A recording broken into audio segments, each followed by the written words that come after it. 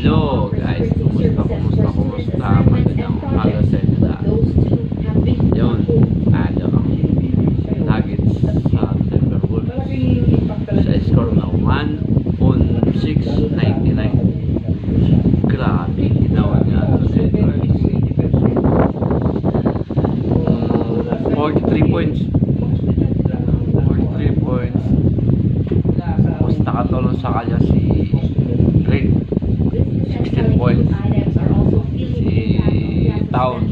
Si Gobert, malaking tulong sa depensa. At saka medyo nag-struggle din si Jamal Murray. Nakaka-ano lang siya. Cheers sa person. Yun. Kaya medyo magandang laban. Tiktikan mga boss Wolves sa Nuggets. Pero iba yung Edward. Mukhang nabubuhay si Michael Jordan at si Kobe Bryant sa katawan ng batang ito. Magaling.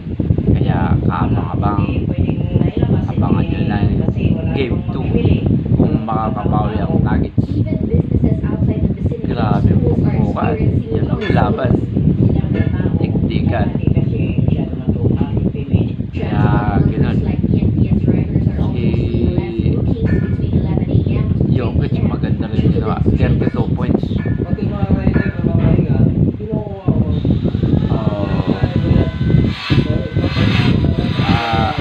Sana nasunod paano magpapakan dalawa ito. Update lang ha.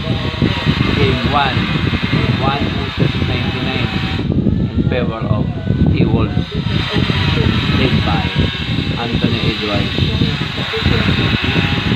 Sa tingin ko game 7 to 7 or 6 ako T-Wolves ang tingin dito kahit malakas yung Nuggets.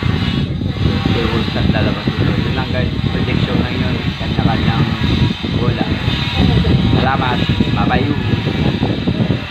Kuya, ay panoorin nyo pala yung vlog ko sa Kuya Do.